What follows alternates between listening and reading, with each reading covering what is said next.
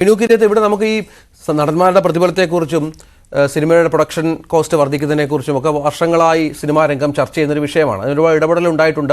ഈ നടന്മാരെ അമ്മ സംഘടനയുമായൊക്കെ ചർച്ചകൾ നടന്നിട്ടുണ്ട് എന്നാണ് മനസ്സിലാക്കുന്നത് പ്രൊഡ്യൂസേഴ്സിൻ്റെ. അതുപോലെ അന്നേരം ചില എഗ്രിമെൻ്റ് ഒക്കെ ഉണ്ടാക്കിയ പശ്ചാത്തലമൊക്കെ ഉണ്ടായിരുന്നു. കോവിഡിന് ശേഷം ഈ കൂടുതൽ നടന്മാർ കൂടി നിർമ്മാതാക്കളാകുന്ന ഒരു സാഹചര്യത്തിലേക്ക് സിനിമാ മേഖല കടന്നു വന്നു.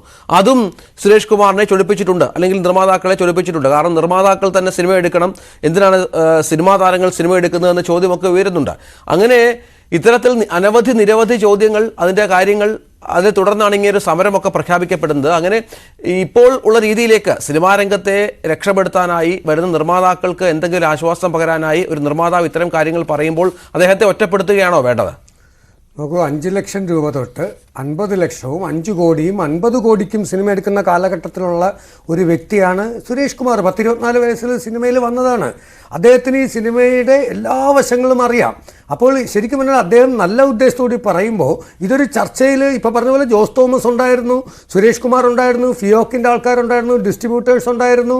എന്നാൽ പ്രസിഡന്റിന്റെ അഭാവത്തിൽ വൈസ് പ്രസിഡന്റായിട്ടുള്ള പുള്ളി പത്രസമ്മേളനത്തിൽ പറയേണ്ടി വന്നിടത്താണ് പുള്ളി എല്ലാവരും കൂടെ ഇപ്പോൾ ഇത് ചെയ്യുന്നത്. ഒരു കാര്യം ഞാൻ പറയട്ടെ, സിനിമ എന്ന് പറയുന്ന മേഖല നിർമ്മാതാക്കൾക്ക് കൈവിട്ട് പോയെങ്കിൽ അതിൻ്റെ പൂർണ്ണ ഉത്തരവാദിത്വം നിർമ്മാതാക്കൾക്ക് തന്നെയാണ്. ഞാനും കുറച്ച് സിനിമകൾ നിർമ്മിച്ചതാണ്. മാട്ടുപ്പെട്ടി മച്ചാൻ ജോസ് തോമസ് സംവിധാനം ചെയ്യുമ്പോൾ ഞാൻ ആദ്യം പറഞ്ഞ കണ്ടീഷൻ, എൻ്റെ ബഡ്ജറ്റ് ഇത്രയാണ്, മാർത്താണ്ഡത്താണ് ലൊക്കേഷൻ. അപ്പോൾ മുകേഷ് ഉൾപ്പെടെ ഉള്ളവർ ചോദിച്ചു, അയ്യോ മാർത്താണ്ഡത്ത് വെച്ചാൽ തിരുവനന്തപുരത്ത് നിന്ന് പോയി വരുമ്പോൾ തിരുവനന്തപുരത്ത് പോയിട്ട് വരാൻ പറ്റില്ല, മാർത്താണ്ഡത്ത് താമസിക്കണം. വേണമെങ്കിൽ നാഗർകോവിലിൽ മുകേഷിന് റൂം എടുത്ത് കൊടുക്കാം, ബാക്കി എല്ലാവരും മാർത്താണ്ഡത്ത് താമസിക്കണം, എൻ്റെ സബ്ജക്റ്റ് അവിടെ ചെയ്യണം, എൻ്റെ ഇതാണ് എൻ്റെ ബഡ്ജറ്റ്, സൗകര്യമുള്ളവർ ചെയ്താൽ മതി. ജോസ് തോമസ് ഉൾപ്പെടെ ഉള്ളവർ സഹകരിച്ചു. തീരുമാനിക്കേണ്ടത് നിർമ്മാതാവ് തന്നെ ആയിരുന്നു. പക്ഷെ ഒരു കാര്യം ഞാൻ പറയട്ടെ, ഇപ്പോൾ സുരേഷ് കുമാർ പറഞ്ഞത് ശരിക്കും പറഞ്ഞാൽ നിങ്ങളൊന്ന് ആലോചിച്ച് നോക്കണം. കോവിഡിന് മുമ്പേ മലയാള സിനിമയിൽ താരങ്ങൾ സിനിമ നിർമ്മിക്കുന്നത് വളരെ കുറവായിരുന്നു. OTT എന്നൊരു സംഭവം വന്നപ്പോൾ താരങ്ങൾക്ക് മനസ്സിലായി ഞങ്ങൾ നിർമ്മിക്കാം. അപ്പോൾ എന്ത് പറ്റി? ഇത് ഒരു 20 കോടി മുടക്കുന്ന നിർമ്മാതാവ് തന്നെ ഇതൊരു 30 കോടിയായിന്ന് വൈഡായിട്ടൊരു പബ്ലിസിറ്റി ഇൻഡസ്ട്രിക്കകത്ത് കൊടുക്കുമ്പോൾ OTT-കാർ നോക്കണോ ഈ പടം 30 കോടിയായി, എന്നിട്ട് ഇതുവരെ 50 കോടി 60 കോടി കളക്ട് എന്ന് പറയുമ്പോൾ ഒരു പുതിയ നിർമ്മാതാവ് വരുമ്പോൾ ഈ സിനിമ ചെയ്യാതാൽ എനിക്കൊരു 50 കോടി 60 കോടി കിട്ടും എന്ന് പറഞ്ഞിട്ടൊരു നിർമ്മാതാവ് വരുമ്പോൾ എന്ത് പറ്റും? ഇപ്പം ഞങ്ങളുടെ റേറ്റൊക്കെ ഒന്ന് കൂട്ടി കേട്ടോ. അപ്പോഴും നിർമ്മാതാവ് കാൽക്കുലേറ്റ് ചെയ്യുന്ന 30 മുടക്കിയെടുത്ത് 60 കോടി കിട്ടിയെങ്കിൽ ഞാൻ ഒരു 10 കോടിയും കൂടെ താരങ്ങൾക്കൊക്കെ കൂടെ വേണ്ടി മുടക്കിയാൽ എനിക്ക് 20 കോടി ലാഭമാണ്, ഞാൻ നിർമ്മാതാവ് ആവുന്നു. ഇങ്ങനെ ഇറങ്ങി തിരിക്കുന്നവരാണ് കൂടുതലും. പിന്നെ ഞാൻ ഈ അടുത്ത കാലത്ത് ഒരു നിർമ്മാതാവ് എന്നോട് പറഞ്ഞ അയാളുടെ കയ്യിലിരിക്കുന്ന വാച്ചുകളുടെ കണക്ക് പറയുകയാണ്. ഒരു സിനിമയിൽ ഒരു നടൻ തന്നെ 10 ഡ്രസ്സിന് 10 വാച്ചിടുന്നു. ഇതൊക്കെ സമ്മതിച്ചു കൊടുത്തത് നിർമ്മാതാക്കൾ തന്നെയാണ്.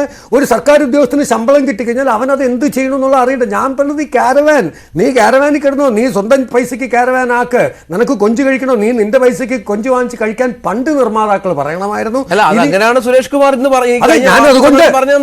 അതിനാണ് അദ്ദേഹത്തെ ഒറ്റപ്പെടുത്തുന്നത്. ആന്റണി പെരുമ്പാവൂരൊക്കെ അദ്ദേഹത്തിനെതിരെ തിരിയുന്നത്, പൃഥ്വിരാജും ഉണ്ണി മുകുന്ദനും ഒക്കെ അദ്ദേഹത്തിനെതിരെ തിരിയുന്നതൊക്കെ അതിന്റെ പശ്ചാത്തലത്തിലാണ്. ഇത് തന്നെയാണ് അദ്ദേഹം പറഞ്ഞത്. ക്യാരവാൻ സംസ്കാരം, അവരുടെ കൂടെ വരുന്ന 10-15 അസിസ്റ്റന്റുമാര് അവരുടെ ചില പ്രൊഡക്ഷൻ കോസ്റ്റ് കൂട്ടുന്നത്, പ്രതിഫലം വർദ്ധിപ്പിക്കുന്നത്, അത് ചൂണ്ടിക്കാട്ടുകയാണ് സുരേഷ് കുമാർ ചെയ്തത്. ഈ അടുത്ത കാലത്ത് ഒരു പടത്തിന്റെ പ്രൊമോഷന് തിരുവനന്തപുരത്ത് ഒരു താരം വന്നിറങ്ങിയത് ഹെലികോപ്റ്ററിലാണ്. താരം വന്നിറങ്ങി ഹെലികോപ്റ്ററിൽ ഇറങ്ങിയതിന് നിർമ്മാതാവ് കൊടുക്കും. അതിന്റെ ചെലവ് നിർമ്മാതാവ് കൊടുത്തത് മാത്രമല്ല, അദ്ദേഹത്തോടൊപ്പം ഒരു സ്റ്റാർ ഹോട്ടൽ അദ്ദേഹത്തിന്റെ സഹായിയും താമസിക്കുന്നു. പ്രൊമോഷൻ നിർമ്മാതാവിന് മാത്രം മതിയോ? താരങ്ങൾ ഉണ്ടാവുന്ന എങ്ങനെയാണ്? പടങ്ങൾ ഹിറ്റാവുമ്പോഴാണ്. ഇവരെല്ലാം ഒരു കാലത്ത് പുതുമുഖങ്ങളായിരുന്നില്ലേ? അപ്പോൾ ഞാൻ പറയുന്നത്, ഞാൻ നിർമ്മാതാക്കളെ തന്നെ കുറ്റപ്പെടുത്തുകയാണ്. എന്റെ പൈസ പോയാൽ പഴയതുപോലെ നേരത്തെ പറഞ്ഞ പോലെ ജൂബിലി പ്രൊഡക്ഷൻസോ അല്ലെങ്കിൽ വലിയ ജൂബിലി എവിടെ, അരോമ എവിടെ, പുതിയ ആളുകളെല്ലാം അധീനങ്ങ് മാറി ആഗ്രഹം സിനിമ എടുക്കാൻ വരുന്നവരാണ്. അപ്പൊ അവരെ അങ്ങ് വഹിക്കുകയാണെന്നേ പരമാവധി. അല്ലല്ല, വഹിക്കാൻ നിന്നും കൊടുക്കരുത്. ഞാൻ പറഞ്ഞത് വഹിക്കാൻ നിന്നും കൊടുക്കരുത്. എനിക്ക് ഇത്ര രൂപയ്ക്ക് ഒരു പടം എടുക്കാൻ ഇന്ന ഞാൻ ചോദിക്കട്ടെ, ഈ വലിയ വലിയ കോടികൾ വാങ്ങിക്കുന്ന സംവിധായകരും വലിയ വലിയ നിർമ്മാതാക്കളും പുതുമുഖങ്ങൾ ഇവിടെ എത്ര സംവിധായകർ കൊണ്ടുവരുന്നുണ്ടെന്ന് പറഞ്ഞ് സൂപ്പർ ഡയറക്ടേഴ്സിന്റെ ലിസ്റ്റ് എടുത്തിട്ട് ആകെപ്പാട് ഒരു ഫാസിൽ കാണും, ഒരു ബാലേന്ദ്ര മേനോൻ കാണും. ഇങ്ങനെ അപൂർവം ചിലരാണ് പുതുമുഖങ്ങളെ വെച്ച് ഇവിടെ പടം എടുക്കുന്നത്. പിന്നെ തിരക്കഥാകൃത്തുക്കൾ പൈസ വാങ്ങിക്കുന്നു, സംവിധായകൻ പൈസ വാങ്ങിക്കുന്നു എന്നൊക്കെ പറഞ്ഞാൽ കോടികൾ വാങ്ങിക്കുന്ന സംവിധായകരെയും തിരക്കഥാകൃത്തുക്കളും ഇപ്പോൾ ഉണ്ടായിരിക്കാം. ഞാൻ പറയട്ടെ, ഞങ്ങളെല്ലാം തിരക്കഥ എഴുതുമ്പോൾ ഏറ്റവും കൂടുതൽ 20 രൂപ 25 ലക്ഷം രൂപ, അതിൽ കൂടുതൽ ഞങ്ങളാരും ഒരു തിരക്കഥാകൃത്തുക്കളെ അന്ന് കണ്ടിട്ടില്ല. എന്തിനാ കൊടുക്കണമെന്നേ? സൂപ്പർ സ്റ്റാർ തിരക്കഥ തന്നെയാണ്. അങ്ങനെയാണെങ്കിൽ താരത്തെക്കാൾ കൂടുതൽ കൊടുക്കേണ്ടത് തിരക്കഥാകൃത്തിന് തന്നെയാണ്. പക്ഷെ അതല്ല, ഒരു സിനിമയ്ക്ക് ഒരു ബഡ്ജറ്റ് ഇടുക, ആ ബഡ്ജറ്റിന് തനിക്ക് എഴുതാൻ പറ്റുമോ? പറ്റൂല. എന്നാൽ താൻ ചെയ്യേണ്ട അടുത്ത ഓപ്ഷൻസ് ഉണ്ട്. ഇതല്ല, ഒരു ഹിറ്റ് ആവുമ്പോൾ ആ ഹിറ്റിന്റെ പുറകെ പോകുമ്പോൾ തീർച്ചയായിട്ടും ഞങ്ങൾ പറയും, എനിക്ക് അടുത്ത ഇത്ര രൂപ തരണം. എൻ്റെ കയ്യിൽ ഇല്ല. ആ പ്രൊഡ്യൂസർ പോട്ടെ, ഈ പൈസ ബാങ്കിൽ കിടക്കുന്നേ പ്രൊഡ്യൂസറുടെ. ഈ പറഞ്ഞ പോലെ കാർ സെറ്റി കിടക്കേണ്ട ഗതികേട് വരുന്നില്ല. എത്ര നിർമ്മാതാക്കൾ നമുക്കറിയാമല്ലോ. ബഹദൂർ ഖാ എന്ന് പറയുന്ന മലയാള സിനിമയിലെ എത്രയോ സിനിമകളിൽ അഭിനയിച്ച അദ്ദേഹം സിനിമയെ മോഹിച്ചിട്ട് ഒരു സ്റ്റുഡിയോ തുടങ്ങി. സമയദോഷം സിനിമയിൽ വരുന്നത് അങ്ങനെയാണ്. തൊട്ടടുത്ത ആ വർഷം തന്നെ ബ്ലാക്ക് ആൻഡ് വൈറ്റ് എന്ന് പറയുന്നത് വിസ്മരിക്കപ്പെട്ടു, കളർ സിനിമയിലേക്ക് പോയി. മധുസാറ് ഇത്രയും സിനിമയായിട്ട് സിനിമയിൽ തന്നെ ഇൻവെസ്റ്റ് ചെയ്യാൻ നോക്കിയിട്ടാണ് അദ്ദേഹം ഒരു ഇഷ്യൂയിൽപ്പെട്ടിട്ട് ഉമാ സ്റ്റുഡിയോ കുറേ പ്രശ്നങ്ങൾ വന്നത്.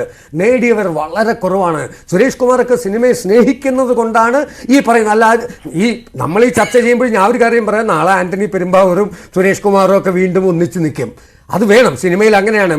മോഹൻലാലും സുരേഷ് കുമാറൊക്കെ ഒരു കാലഘട്ടത്തിൽ വന്നവരാണ്, സുഹൃത്തുക്കളാണ്. മോഹൻലാലിൻ്റെ വിജയത്തിൻ്റെ പിന്നിൽ സുരേഷ് കുമാറുണ്ട്, സുരേഷ് കുമാറിൻ്റെ പിന്നിൽ മോഹൻലാൽ. അവരൊന്നും അങ്ങനെ പിണങ്ങി പിരിയൊന്നുമില്ല. ഇത് അഭിപ്രായങ്ങളാണ്, അഭിപ്രായങ്ങൾ പറയണം എന്ന് തന്നെയാണ്. അതുകൊണ്ട് കുറച്ച് പുതിയ നിർമ്മാതാക്കൾക്കും സംവിധായകർക്കും അഭിനേതാക്കൾക്കും ഇതൊരു പ്രചോദനമാവണമെങ്കിൽ ആവട്ടെ. ഇത്തരം ചർച്ചകൾ നല്ലതെന്നേ ഞാൻ പറയുള്ളൂ. ഇത് വഴക്കുണ്ടാക്കാൻ വേണ്ടിയിട്ടാവരുത്. പിന്നെ പറഞ്ഞു ഇത് എന്തുകൊണ്ട് ജനറൽ ബോഡി വിളിച്ചു. ജനറൽ ബോഡി വിളിച്ചിട്ടൊക്കെ രാഷ്ട്രീയ നേതാക്കന്മാർ സമരങ്ങൾ പ്രഖ്യാപിക്കുന്ന അണികളോട് ചോദിച്ചിട്ടാണോ? കുറേ സംഘടനകളുടെ നേതാക്കന്മാരിന്ന് ഡിസൈഡ് ചെയ്തത് സുരേഷ് കുമാർ പുറത്ത് പറഞ്ഞു.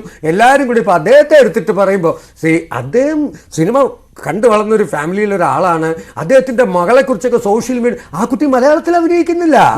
ആ കുട്ടി വേറെ ലാംഗ്വേജിൽ ആ കുട്ടിക്ക് ആവശ്യമുള്ള പൈസ ചോദിക്കുന്നു. അത് ഈ പറഞ്ഞാൽ നിങ്ങൾ ഇഷ്ടമുണ്ടെങ്കിൽ കൊടുത്താൽ മതിയെന്നേ. അപ്പോൾ അങ്ങനെയല്ല, സിനിമകൾ വരട്ടെ, വീണ്ടും വീണ്ടും വരട്ടെ. എല്ലാവരും കൂടെയൊക്കെ ഒന്ന് സഹകരിച്ച്, അല്ലെങ്കിൽ പഴയ നസീർ സാർ ചെയ്ത പോലെ ഒരു സിനിമ പൊട്ടിയാൽ ആ നിർമ്മാതാവിനെ വിളിച്ച് വീണ്ടും നമുക്കൊരു പടവും കൂടെ ചെയ്യാം. അങ്ങനെ ഏത് താരം ചെയ്യും സാർ? അതാണ്. അപ്പൊ ഇതൊരു കൂട്ടായ്മയാവണം. ഒരു പടം കഴിയുമ്പോഴാണല്ലോ. ഇതിപ്പോൾ എല്ലാവരും ചേർന്നാലല്ലേ നമുക്കറിയാം. ഇപ്പോൾ ഈ 100 സുരേഷ് കുമാർ ചോദിച്ച വളരെ പ്രധാനപ്പെട്ട ഒരു ചോദ്യം, 100 കോടി ഇതുവരെ മലയാളത്തിൽ ലഭിച്ച ഒരു നിർമ്മാതാവിന്റെ പേര് പറയാമോ എന്നുള്ളതാണ്. അദ്ദേഹം കണക്കുകളടക്കം നിരത്തിയാണ് പറഞ്ഞത്. 100 കോടി ക്ലബിൽ കയറി എന്റെ സിനിമ എന്ന് വീമ്പ് പറയുന്ന പല നിർമ്മാതാക്കൾക്കും 50, 60 അല്ലെങ്കിൽ 100, 50 കോടിയോ 30 കോടി 40 കോടി കിട്ടിയവർ മാത്രമാണ്.